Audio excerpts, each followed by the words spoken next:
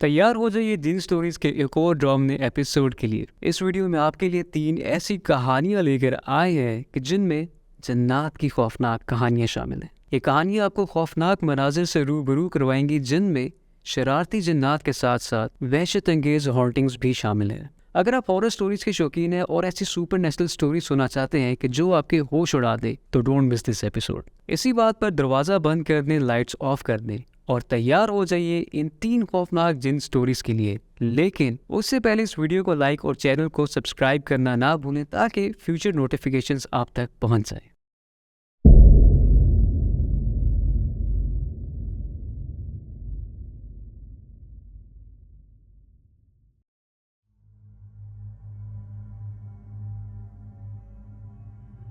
मैं पहली दफ़ा घर अकेले रहने पर बहुत एक्साइटेड था। मेरे वालिदैन एक हेक्टिक रूटीन के बाद वीकेंड वेकेशन पर गए थे, तो मैं एक्साइटेड था कि सारा दिन घर मेरे हवाले होगा।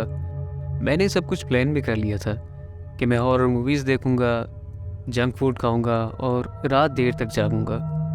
मगर जैसे ही सूरज ढलना शुरू हुआ और रात तारीक होती गई, मुझे अजीब सी उलझन महसूस होने लगी। घर अजीब खौफनाक महसूस होने लगा, मानो जैसे घर में मौजूद सब साए अपनी जगह तब्दील कर रहे हैं। इस खौफ के मारे मैंने घर की सब लाइट्स ऑन कर दी। मैं अभी लाइट्स ऑन करके सोफे पर बैठा ही था कि मुझे ऊपर से कुछ आवाज़ें सुनाई दी।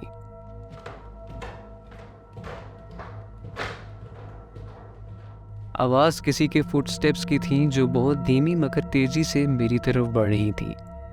मैंने अपने आप को तसल्ली दी और समझाया कि ये सिर्फ मेरा वहम है और इसका हकीकत से कोई ताल्लुक़ नहीं। मगर वो आवाज़ें कम होने के बजाय बढ़ती गईं। मैंने अब इन्वेस्टिगेट करने का सोचा और आहिस्ता आहिस्ता सीढ़ियाँ चढ़ने लगा। जैसे ही मैं ऊपर पहुंचा, आवाज़ें आना बंद हो गई। मैं हर कमरे में अपनी तसल्ली के लिए गया मगर कोई भी नहीं था। मुझे अपने अंदर झुनझुनाहट सी महसूस हुई और मैं फ़ौरन नीचे को भागा। मैं दोबारा सोफे पर आकर बैठ गया। अभी बैठा ही था कि मुझे पीछे से किसी की अपनी तरफ बढ़ते हुए कदमों की आवाज़ आई। मैंने मुड़कर देखा तो पीछे कोई भी नहीं था। मैं अब पैनिक कर रहा था और इस वहम को दूर करना मेरे लिए मुश्किल हो रहा था कि जैसे कोई मुझे देख रहा है या फिर मेरे आसपास मौजूद है, जिसे मैं नहीं देख पा रहा पर वो मुझे देख रहा है। मैंने अपने एक दोस्त को कॉल करने का इरादा किया, अपना ध्यान हटा सकूं इसी बहाने, लेकिन सिग्नल्स की कमी की वजह से ये भी मुमकिन नहीं था। ऐसा लग रहा था जैसे मैं अपने ही घर में फंस गया हूँ और बाहर की दुनिया से मेरा राब्ता मुमकिन नहीं है। इसी दौरान दरवाजे पर दस्तक हुई। मैं बहुत डरा हुआ था। मुझे समझ नहीं आ रहा था कि मुझे दरवाज़ा खोलना चाहिए या नहीं, मगर दस्तक बार बार हो रही थी जिसे मैं इग्नोर नहीं कर सक रहा था। मेरा दिल तेज़ी से धड़क रहा था जब मैं दरवाजे की तरफ बढ़ रहा था। मैंने पीप होल से देखा मगर बाहर कोई दिखाई नहीं दिया। मैंने हिम्मत नहीं हारी और हौसला करके दरवाज़ा खोला और बाहर पोर्च में जाकर देखा। इर्द गिर्द कोई भी नहीं था। मैं जैसे ही अंदर आया, मैंने अपने सामने जो देखा उसे आज तक भूल नहीं सका।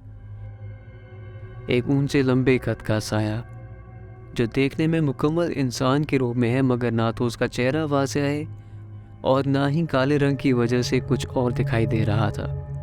मैं डर कर वहीं जम गया। उस लम्हे मुझे कुछ समझ नहीं आया कि क्या करूं। उस साए नुमा चीज़ ने मेरी तरफ बढ़ना शुरू किया। खौफ के मारे में भागना चाहता था मगर मेरी टांगें एक जगह अटक के रह गईं। वो जैसे मेरे करीब आया, उसका खौफ और काला रंग बढ़ता गया। मैंने आंखें बंद की और ज़ोर से चिल्लाया। मुझे लग रहा था मेरे साथ अब कुछ बहुत बुरा होने वाला है। मगर जैसे ही मैंने आंखें खोली, वहाँ कुछ भी नहीं था। मैं खामोश घर में बिल्कुल अकेला था। मेरी वो सारी रात खौफ और बेचैनी में गुजरी। उस रात हर आने वाली आवाज़ मुझे हिला के रख देती थी, जैसे वो अभी भी यहीं है और मुझे देख रहा है। अगली सुबह जब मेरे वालिदैन घर वापस आए तो मैंने उन्हें सब बताया, मगर उन्होंने मेरा वहम समझा और कहा कि ये सब हॉरर मूवीज़ देखने का नतीजा है। मगर मैं जानता हूँ कि वो मेरा वहम नहीं था और जब जब हम घर पर नहीं होते, वहाँ कोई और मौजूद होता है जो हमारी आंखों से ओझल है।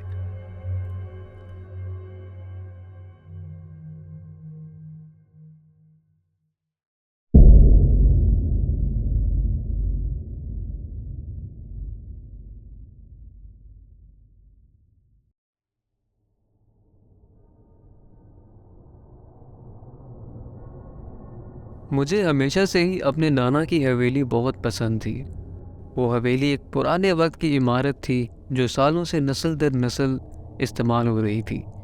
उस हवेली से बहुत सी तारीखें और कहानियाँ जुड़ी हुई थी। हर गर्मियों की छुट्टियों में हम हवेली जाया करते थे और वहाँ के बाग और हर कमरे को एक्सप्लोर करना मुझे बेहद पसंद था।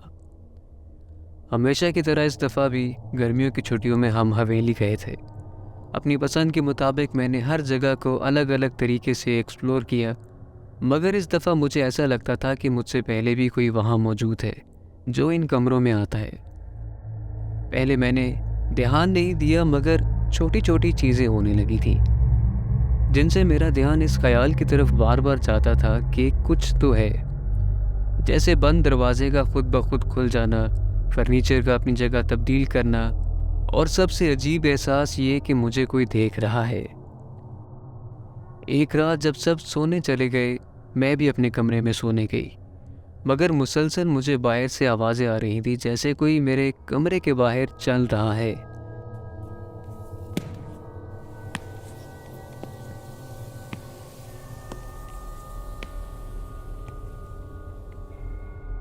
मैंने उलझन से उठकर देखना चाहा, लेकिन वहाँ कोई भी नहीं था। खैर, वो रात तो गुजर गई। अगले दिन मैं बाग की सैर के लिए गई ताकि दिमाग को सुकून मिले, मगर वहाँ भी एक अजीब सी उलझन और देखे जाने का खौफ मुझे बेचैन कर रहा था।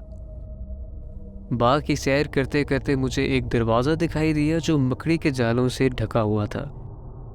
मैंने जैसे ही वो दरवाज़ा खोला, मुझे पहले कुछ नज़र नहीं आया क्योंकि न जाने कब से वो दरवाज़ा बंद था और वहाँ साफ़ सफाई नहीं हुई थी। मैं कुछ आगे बढ़ी तो देखा कि कमरे के एक कोने में कोई खड़ा हुआ है। खौफ के मारे मेरी चीख निकल गई। मैं नहीं समझ सकी कि वो क्या है। उसके ना तो कोई हाथ थे, ना ही टांगे, बस एक काला स्याह चेहरा जो ठीक से दिखाई नहीं दिया।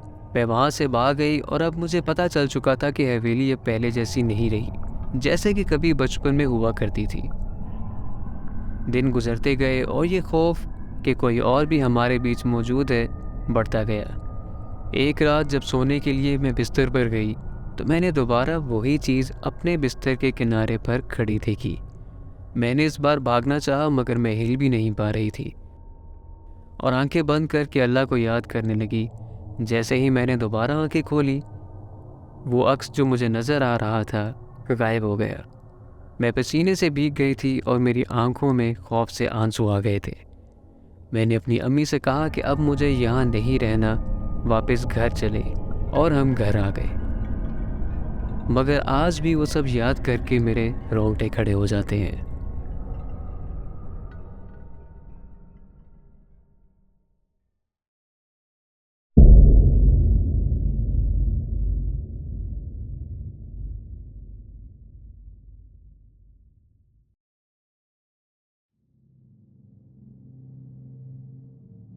मैं हाल ही में शहर के बीच एक अपार्टमेंट में शिफ्ट हुई थी। अपार्टमेंट एक पुरानी बिल्डिंग में था। देखने में अपार्टमेंट बहुत हसीन था, मगर जब भी वहाँ मैं एंटर होती थी, उस अपार्टमेंट की वाइब्स में कुछ तो अजीब था, मानो जैसे कोई वहाँ मौजूद है, जिसे मैंने हमेशा एक वहम समझकर उस पर ज़्यादा ध्यान नहीं दिया। एक रात मैं टीवी लाउंज में बैठी मूवी देख रही थी कि अचानक मुझे किचन से कुछ गिरने की आवाज़ आई। मैं फ़ौरन देखने गई कि क्या गिरा है, मगर वहाँ कुछ भी नहीं था। हर चीज़ दुरुस्त हालत में अपनी अपनी जगह पर पड़ी थी। मैं जैसे ही टीवी लाउंज की तरफ वापस जाने लगी तो एक शदीद ठंडी हवा का झोंका मेरे पास से गुजरा। मैं बहुत बुरी तरह कांप गई थी, मगर इसे मौसम की तब्दीली समझकर आगे बढ़ी। इस दौरान मेरे जहन में ये ख्याल था कि कोई और है जो शायद मुझे देख रहा है, और ये भी कि इस अपार्टमेंट में मेरे अलावा भी कोई मौजूद है। अगली रात जब मैं सोने की तैयारी कर रही थी तो मुझे अजीब सी नॉइज़ सुनाई दी, जैसे कोई कालीन के साथ अपने पैर रगड़ रहा हो, और ये आवाज़ तकरीबन सारी रात तक आती रही। जैसे ही सुबह हुई, मैंने अब इरादा किया कि इर्द गिर्द के लोगों से तफ्तीश करूं कि आखिर माजरा क्या है। लोगों से बात करने पर पता चला कि इस अपार्टमेंट में अजीबो गरीब वाक़यात हो चुके हैं। लोगों ने यहाँ किसी मखलूक को देखा है जिसके मौजूद होने का एहसास अंधेरे में होता है, मगर जैसे ही लाइट्स ऑन की जाए तो कुछ दिखाई नहीं देता। अभी ये सुनकर मैं खौफ में ही थी कि जैसे मैं अपार्टमेंट में वापस आई तो देखा कि मेरे सामने एक अजीबोगरीब ढांचा नुमा चीज़ है। ये देखना ही था कि मेरा दम निकल गया। मैं शोर करना चाह रही थी मगर मेरी आवाज़ मेरा साथ नहीं दे रही थी। वो जो भी खौफनाक अजीबोगरीब अक्स था मेरी तरफ बढ़ा और मैं कुछ भी नहीं कर पा रही थी। देखते ही देखते वो वहाँ से एकदम गायब हो गया।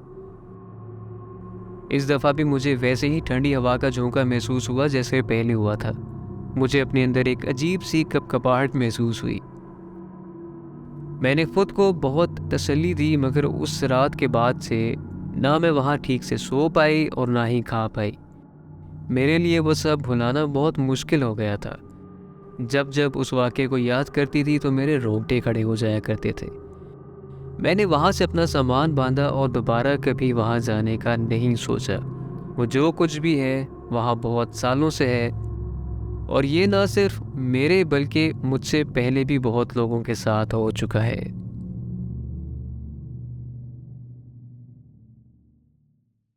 उम्मीद है कि आपको आज का एपिसोड पसंद आया होगा, और अगर आपको आज का एपिसोड पसंद आया है तो don't forget to like, subscribe and tap the bell notification because you never know what's coming. मिलते हैं आपसे अगले एपिसोड में, तब तक के लिए फी अमान अल्लाह।